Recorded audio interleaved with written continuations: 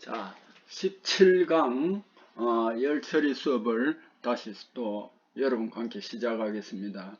17강 열처리 수업은요, 여러분 지금 지난 시간에서 51페이지를 한번 펴보세요. 자, 그러면은 17강 수업을 시작하겠습니다. 52번 연마 가공에 의한 연마를 하면은 연마균열 생길 수가 있는데, 연마 가공에 의한 연마균열 깊이는 보통 얼마 정도로 나타나느냐 하면은 0.1 내지 0.2 정도로 나타난다. 이렇게 알아두세요. 요거는 뭐 이렇게 이제 실질적으로 할 때 이렇게 나타난 겁니다. 53번 침탄을 영어로는 카뷰라이징이라고 합니다. 탄소를 침투시키는 걸 말하죠. 침탄법 적용할 때 발생하는 결함이 아닌 것은 해놨습니다.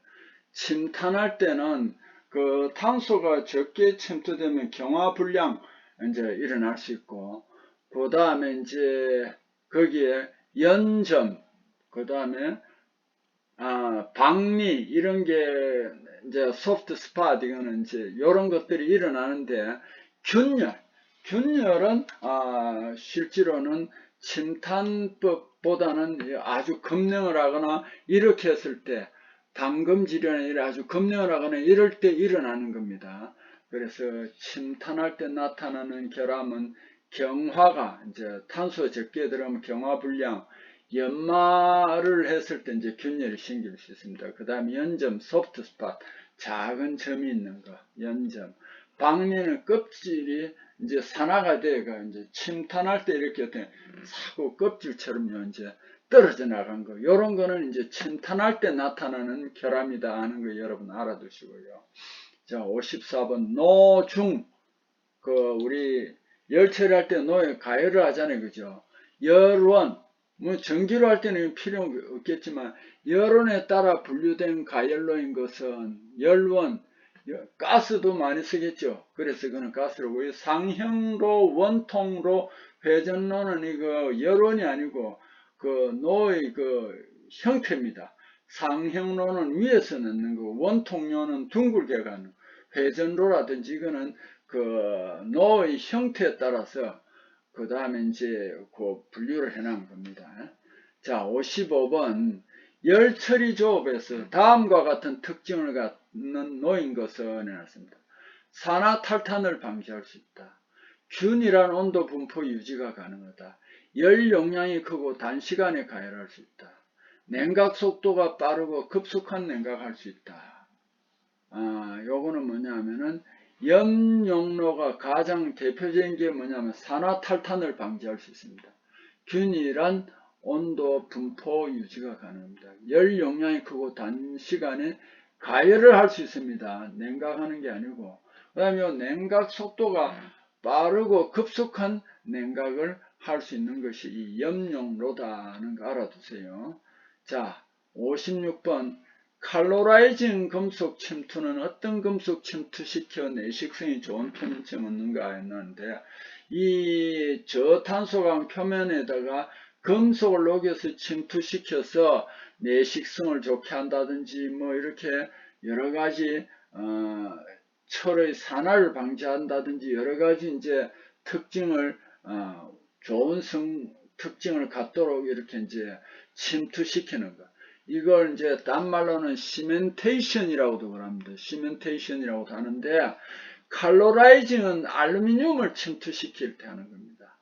크롬을 침투시킬 때는 비슷하죠. 크로마이징. 아연도 전년 엉뚱한 쉐라다이징. 실리코나이징, 규소는 실리콘이니까 실리코나이징 비슷합니다. 그러니까 실리코나이징이나 크로마이징은 비슷한데 알루미늄 칼로라이징 전혀 다르고 아연 쉐라다이징 전혀 다른데, 그럼 붕소는 보론이라고 그랬잖아요. 그죠? 그래서 보로나이징이라고 합니다. 자, 57번 요거도 여러분 지금 좀 생소할 겁니다. 한번 봅시다. 다음 보기와 같은 설명 중에서 괄호에 알맞은 내용에 속하는 것을 내놨습니다. 염료, 황산기를 제거하기 위해서 열화 방지용, 열을 많이 받을 때 이게 이제 성능이 떨어지는 거. 그걸 열화라고 합니다. 열화 방지용 첨가제를 뭐를 넣어야 되는가. 그 다음에 산성화된 염료의 산소를 제거하기 위한 첨가제는 뭐냐면 산소를 제거하기 위해서는 이렇게 탈산제를 쓰면 됩니다. 그래서 이게 1번, 2번인데 이 열화방지용 첨가제는 구상흑연주철 조각이다 하는 것을 여러분 알아두세요. 자, 그 다음에 58번 뜨임 매짐성을 방지하는 원소. 이거 몇 번 이야기했다, 그죠? 속하지 않는 것은 이 황은요, 어쨌든 고온 매짐을 유발하는 거예요. 그래서 이거는 말이 안 되고, 크롬, 몰리브덴, 바나듐인데 그 중에서도 제일 좋은 게 뭐냐 하면은 이 몰리브덴을 첨가하면 된다. 또 이 매짐성을 방지한다. 황은 이거는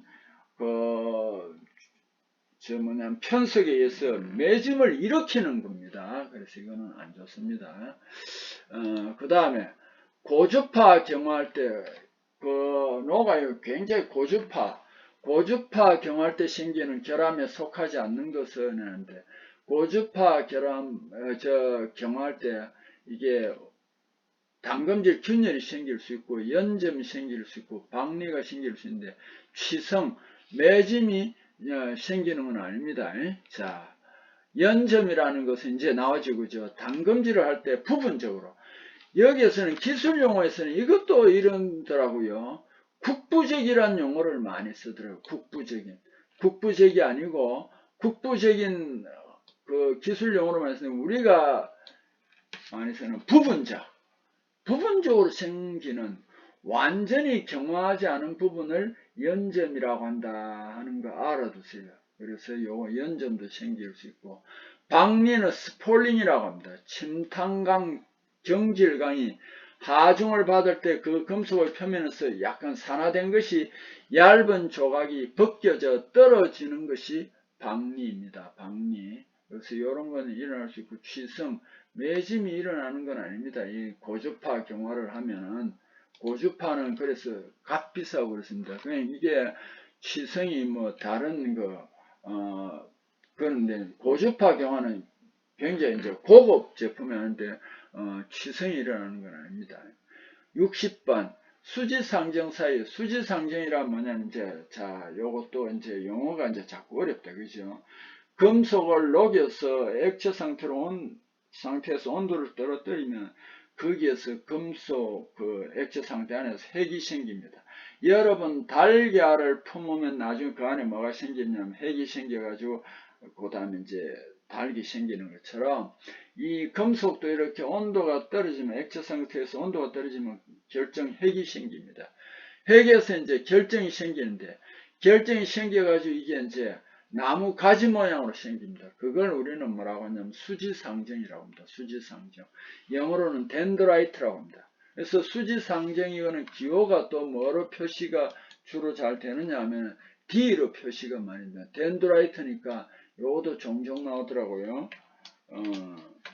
D로 표시된다. 수지상정은 D로 표시된다. 이렇게 이제 나무 가지 모양으로 결정이 이제 성장합니다.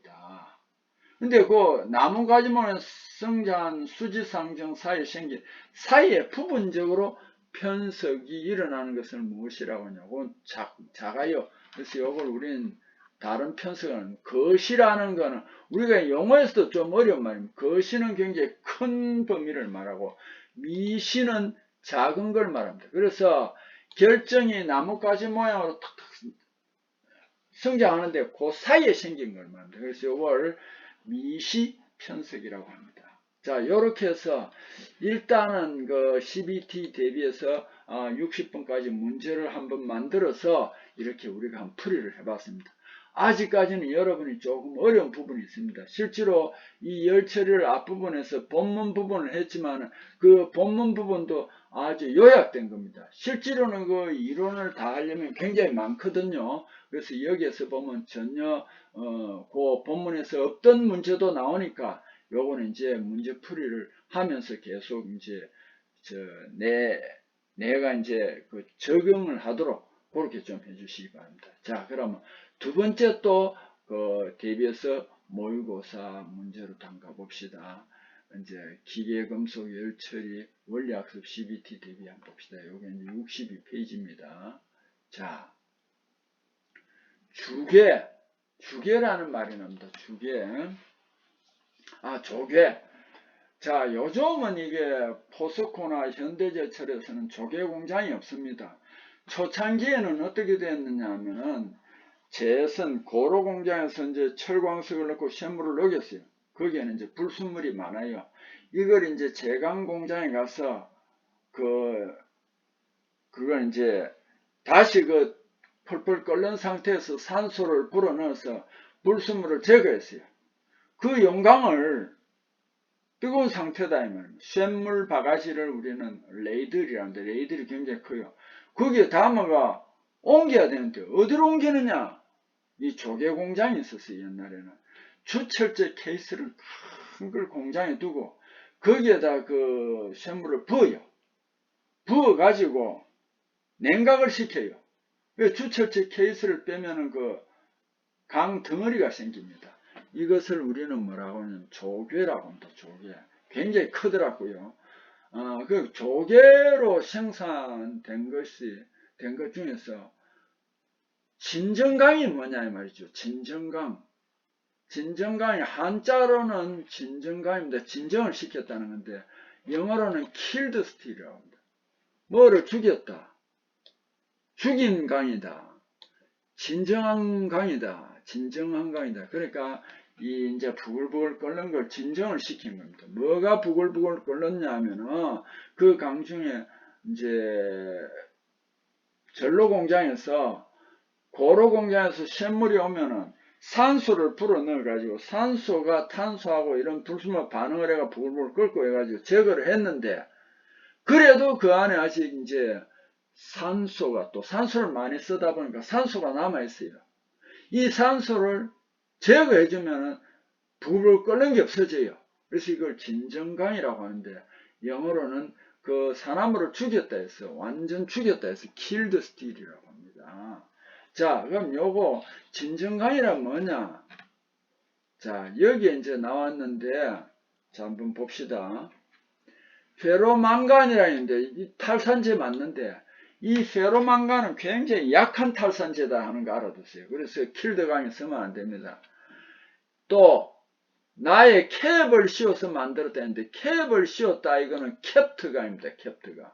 이것도 아닙니다. 그럼 라에 이거 진정한 불완전 탈산한 게 아닙니다. 자, 탈산제 중에서 제일 강력한 탈산제는 알루미늄, 그 다음에 철, 규소 요 두 개가 굉장히 강력합니다. 그래서 이제 요걸 투입하면은 산화물이 완전히 빠져나갑니다. 산소가. 그래서 진정이 됩니다. 자, 여기에서 이제 또 제강 공장에서 생성된 걸 다시 이제 조개로 만들 때 여러 가지입니다. 자, 캡을 씌워 제조한 관계가 캡트강입니다. 캡트강. 요거는 뭐로 탈산이냐? 페로망간으로 불완전 탈산은, 자, 요것도 뭐 이제 고로는 요 페로망간을 이용해 불완전 탈산하는 관계는 제일 탈산이 들어간 건 림드강입니다. 림드강. 그 다음에 진정강, 킬드강이죠. 림드강, 진정강, 림드강 중간 정도 탈산한 관계를 세미 킬드강입니다. 영어로 세미라는 것은 중간이라는 뜻이거든요. 세마이라고도 합니다. 꼭 좀 알아두세요. 자, 2번. 처음 주어진 특정 모양 재료를 인장, 소성 변형한 것이 가열에 의하여 원래 상태로 돌아가는 현상이 뭐냐? 형상 기억 효과라고 한다. 자, 요것도 이제 많이 나올 겁니다. 형상 기억학금인데 뭐냐면은 여러분 저 자동문 봤죠? 자동문. 자동문에 우리가 사람이 이제 쭉 가면은 우리가 체온에 의해서 온도 올라가잖아요. 그죠? 그러면 이게 쭉 이제 열립니다. 그 다음 사람이 떠나고 나면 온도가 떨어지죠. 그럼 닫힙니다. 이게 뭐냐면 우리 금속 재료에서 형상기억 효과라고 합니다. 형상기억 효과라고 합니다. 모든 재료에 다 있는 게 아니고, 제가 이런 이야기를 했죠. 탄소강 같으면은 열 처리하려면 어떻게 한다고 했습니까? 고온 조직을 한다고 그랬잖아요. 고온 조직. 근데 오스테나이트까지 가열해서 급냉을 시켜버리면 마텐자이트가 되는데, 마텐자이트가 안 되고 남은 조직이 뭐라고 했습니까? 잔류 오스테나이트라고 그랬잖아요. 이 잔류 오스테나이트는 어떤 열을 받거나 이러면 돌아가려고 합니다. 그래서 우리가 게이지강 같은 걸 잔류 오스테나이트가 남은 이 강을 쓰면은 막 부피가 변합니다. 그러면 측정하는데 오차가 생기겠죠. 그래서 이걸 잘 안 씁니다. 뭐라 하느냐? 심냉 처리를 해가지고 한 영하 80도 정도씩 냉각을 해가 잔류 오스테나이트를 없애버렸습니다. 그러면 돌아가질 않겠죠. 그런데 이제 모두가 다 그런 게 아니고, 이제 자동문 같은 거 이런 데 쓰기 위해서 니켈 합금, 이걸 이제 넣었어요. 니켈 티탄. 니켈 티탄을 강에 넣어가지고 열 처리를 하니까 이게 이제 오스테나이트에서 마텐자이트로 돌아갔어요. 돌아갔는데 온도를 받으니까 이게 또 본래 오스테나이트로 돌아가요. 자기 본래 어머니 상으로, 모상으로 돌아가요. 그래서 이게 이제 문이 열리는 거예요. 그 다음에 또 사람이 떠나고 나면 온도가 떨어지면 또 다시 돌아가요.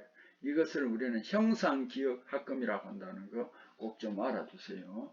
자, 3번 FEC 상태도에서 델타. 그래 우리가 상태도가 지금 부분적으로는 열 처리할 때 나오는데 전체적으로 보면은 철하고 탄소의 관계로 상태도를 만들었습니다. 그래서 FEC 상태도라고 하는데, 순철을 녹여가지고 1539도 밑으로 내려가면은 그 고체가 됩니다. 고용체.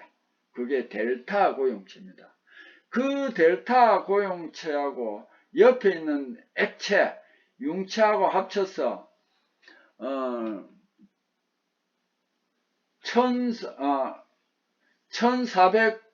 1400도보다 좀 높습니다. 거기에 가면은 뭐가 되냐면 이게 액체가 델타 고용체를 포위하고 있어요.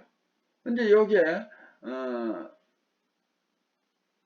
포정점에 도착해 버리면 요 두 개가 합쳐가 감마 고용체로 됩니다. 그래서 이걸 우리는 뭐라고 하냐면 포정반응이라고 합니다. 포정반응을 한번 봅시다. 자, 포정반응. 자, 포자는 이거는 뭐냐, 포위한다 이런 뜻입니다. 정은 결정입니다. 결정을 포위해 있는 것이 포정이라고 합니다. 그래서 우리가 델타 고용체를 액체가 포위를 해가 있다가 1490도씨, 온도 1490도씨하고 탄소 0.18%에서 포정 반응이 발생해버려요. 그럼 어떻게 되냐면, 이 포정 반응은 한 개 고용체, 델타 고용체, 액체, 이것이 포정점에서는 다른 한 개의 고체, 고용체를 형성합니다. 뭐가 되느냐 하면 감마 고용체로 됩니다. 이것을 우리는 포정 반응이라고 합니다. 델타 고용체. 이것도 이제 한 번에 다 이해 안 되면은 계속 나옵니다. 요걸 요렇게 알아두세요. 포정은 다시 한번 더 설명하면은 결정을 말이죠. 결정을 포위해가 있대서 포정 반응이랍니다. 델타 고용체를 L 융체, 이거는 액체입니다. 불불 끓는 상태의 액체를 우리 융체라고 하는데 뭐 액체라고 해야 됩니다. 그래서 융체라고 합니다. 이 델타 고용체를 융체가 포위하고 있다가 포정 반응점에 가면 감마 고용체가 됩니다. 자, 이거 꼭 좀 알아두시기 바랍니다. 자, 그 다음에 이게 중요한 반응은 공정 반응. 몇 번 이야기했습니다. 자, 온도는 1130도. 1130도씨, 탄소는 4.3%입니다.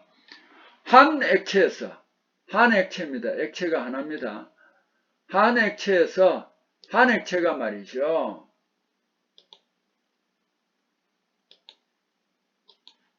한 액체가 두 개 이상 고체, 왜 고체라고 안 하고 고용체라고 하느냐 하면 순수한 금속이 없다. 그래서 여기에서도 순철이라 하더라도 Fe에 탄소가 들어가 있습니다. 섞여 있습니다. 그래서 이거는 고체가 됐다 해도 고용체라고 합니다. 고체, 고용체로. 정출이라는 말은 액체에서 고체가 나오면 무조건 정출이라고 합니다. 액체에서 고체가 나오면 무조건 정출이라고 합니다. 자, 그래서 요걸 알아두고 액체L입니다. 뭐 융체라고 해도 되겠지요.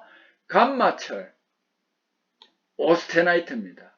Fe3C 시멘타이트 또는 금속화학 화물입니다. 그래서 액체에서 오스테나이트하고 시멘타이트 두 개가 청상 조직으로 나타납니다. 그래서 이걸 정출했지만 공동 정출이니까 공정이라고 합니다. 이 이름을 특히 두 개의 청성을 이룬 것을 레데뷰라이트라고 합니다. 이거 공정 반응입니다. 이 표 안에 있는 거는 계속 앞으로 나오니까 여러분 잘 봐두세요. 공석 반응은 석출이라는 것은 고용체에서 고용체가 나오는 것, 석출이라고 합니다. A1 변태는 강변태입니다. A1 강변태점으로 요때는 온도가 723도씨 탄소는 0.8%입니다. 요거를 무슨 변태라고 하냐면 공석 변태를 펄라이트 변태라고 합니다. 요 조직이 진주 모양으로 생겼다 해서 펄라이트 변태라고 합니다. 요건 어떻게 되느냐 하면 감마 고용체, 고체입니다 이게. 감마 고용체 오스테나이트에서 순철, 페라이트와 시멘타이트 Fe3C 두 개가 청상으로 나타난 게 공석 반응입니다. 펄라이트 변태입니다. 자, 요거는 굉장히 중요하니까 요걸 자주 봐두시기 바랍니다. 요건 전부 다 재료죠, 그죠? 자, 4번 강대금이라는 말이 있습니다. 영어로 보니까 스틸 백이라고 해놨죠. 강 뒤에 돼 있는 그 재료인데 강대금에 접착하여 바이메탈, 베어링, 이제 바이메탈도 이제 자주 나옵니다. 두 가지 금속을 연결해 가지고 뭐 온도를 재건하는 거 바이메탈이라고 합니다. 바이메탈 베어링에 사용하는 구리 납계 합금에 해당하는 합금입니다. 요걸 우리는 뭐라고 하냐면 켈미합금이랍니다. 자, 무조건 알아둬야 되는 게 켈미합금은요 구리하고 납하고 합금이 된 건데 여기 베어링에 쓰인다. 이렇게 딱 강대금이라는 말이 나오고 베어링에 쓰이고 구리 납계다 이러면 이거는 켈밋이다 하는 걸 자꾸 이제 눈에 익혀두세요. 화이트 메탈 흰색이 되는 건데 요거는 화이트 메탈은 뭐냐 하면은 납, 주석, 아연, 카드뮴, SB는 안티몬입니다. 비스무트. 요게 이제 주성분으로 하는 요것들은 온도가 굉장히 낮아요. 낮은 온도에서 뭐 200도, 뭐 300도, 400도 이런 데서 막 녹아요. 이걸 저융점, 그 색깔이고 하면 백색이 됩니다. 그래서 화이트 메탈이라고 합니다. 요것도 어디에 쓰이느냐 하면 베어링 합금, 활자 합금, 경납, 납합금이 있는데 연납이 있고 경납이 있습니다. 연납은 아주 낮은 온도에서 녹고 경납은 조금 높은 온도에서 녹습니다. 그 다음 다이캐스팅. 다이캐스팅은 뭐냐면 여러분 요즘은 잘 보기 힘들 겁니다. 국화빵 만드는 거 봤죠? 그 국화 모양으로 된 틀 속에 빵 만들기 위해서 밀가루하고 넣고 몇 번 돌리면은 빵이 나오죠. 딱지 튀어 나오죠. 금속도 마찬가지입니다. 요런 틀을 만들어 가지고 그 안에 녹은 금속을 넣어 가지고 굳혀서 제조하는 거. 그걸 우리는 뭐라고 하냐면 다이캐스팅이라고 합니다. 다이캐스팅이라고 합니다. 자, 구리 합금 중에서 가장 큰 강도, 경도를 나타내며 내식성, 도전성, 내피로성 등이 우사하여 베어링, 스프링, 전기 접점 및 전극 재료 사용되는 재료. 이건 무조건 베릴륨 동이라고 하고 베릴륨 청동이라고 합니다. 요거는 무조건 저번 시어 경화 할 때 한번 나왔습니다. 요 시어 경화. 구리 합금 중에서는 시어 경화의 베릴륨 청동이다. 시어 경화가 되면 굉장히 단단하고 그 다음에 구리 합금이니까 내식성도 있고 구리 합금이니까 전기도 잘 통하는 걸 도전성이 좋다고 합니다. 그 시어 경화가 됐으니까 단단하고 내피로성이 우수합니다. 요거는 베릴륨 동, 베릴륨 청동이라는 걸 알아두세요. 자, 그 다음에 6번 알루미늄 비철금속 합금 중에서 알루미늄 합금 중에서 라우탈이라는 게 있습니다. 라우탈. 자, 요것을 특징 설명한 것 중 잘못된 것은 일어났습니다. 라우탈은 뭐냐면은 알루미늄 합금은 여러분 거의 대부분이 CO 경화성이 있다는 거 알아도 CO 경화성, 석출 경화성이 있는 합금이다. 맞습니다. 라우탈에는 뭐가 들어가냐면 구리가 들어갑니다. 죄송합니다. 규소가 들어갑니다. 실리콘. 여러분요, 주철은 주조가 잘 됩니다. 주철은 주조가 잘 됩니다. 주철에 뭐가 많이 들어있냐면 몇 번 이야기했습니다. 탄소와 규소가 들어가 있습니다. 이 규소는 주조가 잘 되더랍니다. 주조가 잘 된다는 것은 쇠물을 녹여서 어떤 거푸 집속에 잘 흘러간다는 거예요. 그걸 유동성이라고도 합니다. 자, 주조 균열이 크므로 사형주물에 모래형 주물을 사형주물이라고 합니다. 이거는 말이 안 됩니다. 규소 균열이 크면은 줌을 만들 수 없습니다.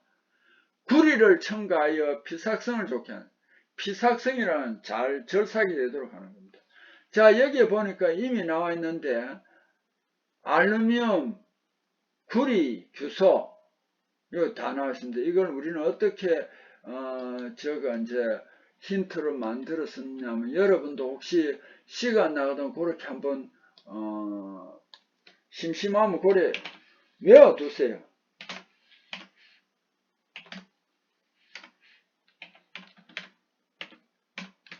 자, 여기 제가 이제 이렇게 했는데 이렇게 좀 외워주시면 좋겠네요.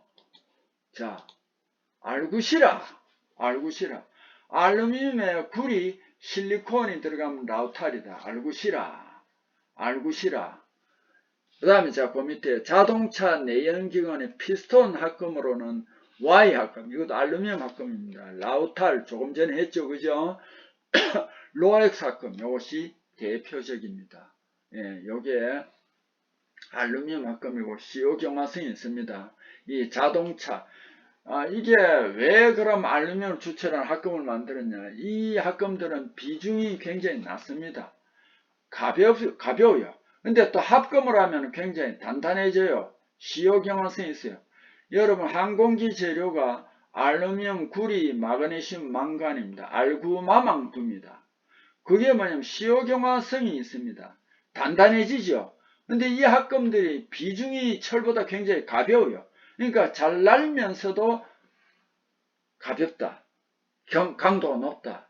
그래서 그 두랄루민을 쓰는 거예요. 자동차도 마찬가지입니다. 연비의 싸움인데 이 내연기관의 강재료로 쓰면 비중이 높기 때문에 그 연료가 많이 됩니다. 그래서 여기 전부 다 알루미늄으로 만든 Y 합금, 라우탈, 로엑스 합금이 대표적으로 피스톤 합금에 쓰기 때문에 자동차가 가벼워집니다. 연비가 높아집니다. 자, 여러분 또 수고하셨습니다. 다음 시간에 또 뵙도록 합시다.